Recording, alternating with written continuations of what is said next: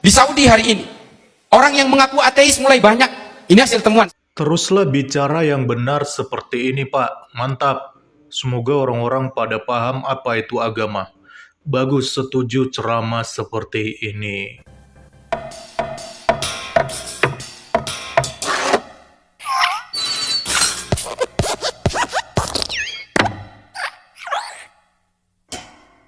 Shalom saudaraku, bertemu kembali dengan saya di Risans Channel dan saya harap teman-teman semua dalam keadaan sehat dan juga diberkati oleh Tuhan kita, Yesus Kristus. Beberapa hari lalu ya, saya pernah membahas dalam konten saya mengenai situasi yang saat ini sedang ramai dibahas di negara Arab, yaitu mengenai maraknya orang-orang Arab yang lebih memilih meninggalkan agama Islam dan mereka masuk menjadi ateis.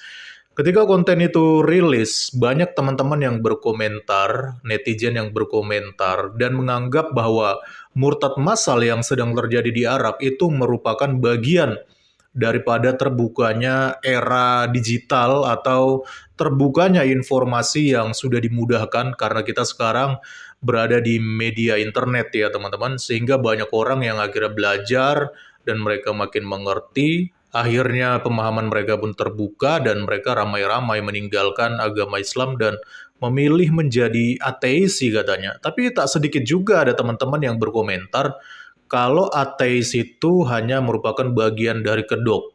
Dan ada kemungkinan besar sebenarnya mereka itu murtad ke agama Kristen tetapi dianggapnya itu adalah ateis supaya mereka juga tidak dipersekusi atau istilahnya juga untuk cari aman ya. Jadi mereka berkedok di balik ateis padahal sebenarnya mereka murtad ke agama Kristen supaya tidak terkena hukuman-hukuman yang berlaku berdasarkan sistem yang ada di Arab ya teman-teman. Ya di balik kebenarannya seperti apa yaitu merupakan opini daripada netizen ya teman-teman. Nah ternyata berita yang sedang marak di Arab ini yaitu warga Arab ramai-ramai menjadi ateis. Ini tidak lepas dari perhatian salah seorang tokoh muslim ya dari NU ya. Bahkan dia juga mengakui secara gamblang, secara jujur dan terbuka apa yang menjadi penyebab mengapa Arab itu akhirnya banyak yang meninggalkan Islam dan memilih menjadi ateis. Mari kita simak ulasan dari tokoh muslim ini. Di Saudi hari ini, orang yang mengaku ateis mulai banyak. Ini hasil temuan, silakan googling. Karena ketika agama ditampilkan sebagai hantu-hantu yang menakutkan, orang kemudian tidak lagi hanya percaya kepada agama, bahkan kepada Tuhan pun tidak percaya. Tokoh-tokoh ateis perempuan, ini mumpung ada ibu-ibunya, yang menjadi korban pertama ketika agama itu ditampilkan sebagai alat yang paling menakutkan, korbannya perempuan. Makanya yang mengaku ateis di Saudi itu rata-rata perempuan. Rana Ahmad, Rahaf Al-Kunun, Dina Ali Sahnun, Ajwa, Ayla. Ini orang-orang yang kabur dari Saudi karena udah nggak percaya Tuhan. Orang dikerangkeng, seolah-olah perempuan itu menjadi warga kelas 2. Makanya saya sering dikatakan, ini buat yang ibu-ibu, saya sering dikatakan, oh ini liberal ini, karena saya anti poligami Bu. Saya anti poligami, saya katakan, saya tidak mau mengikuti poligami meskipun Rasulullah melakukan itu, saya nggak mau. Karena apa? Ini mudarat buat saya. Itu loh. Tapi hari ini semua dibawa ke dalam ranah-ranah seolah-olah semua perbuatan apapun harus menggunakan agama, dan menggunakan agama itu seolah-olah sah dan legal. Jangankan politik, jangankan urusan selangkangan, urusan investasi aja pakai agama sekarang.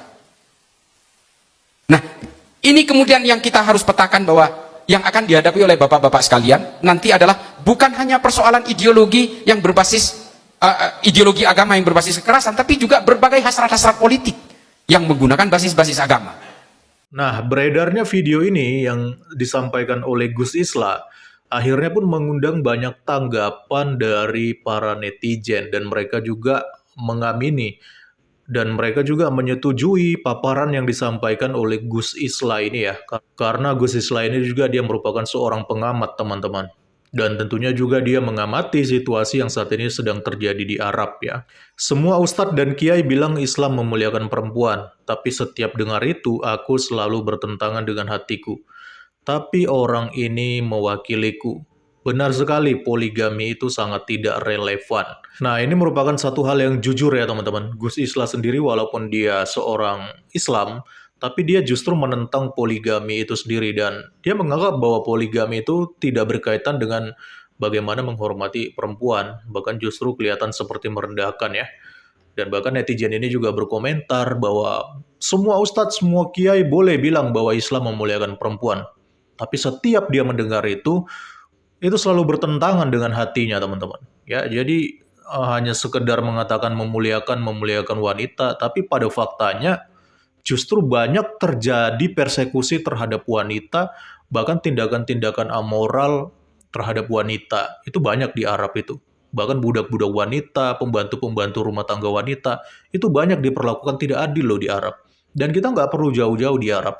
Di negara kita sendiri, di Indonesia itu masih banyak santriwati-santriwati yang dilakukan tindakan amoral dari para pemimpin pondok pesantrennya. Jadi mungkin dengan banyaknya fakta yang terjadi di lapangan seperti itu, makanya netizen ini pun meragukan kalau Islam itu memuliakan wanita atau memuliakan perempuan.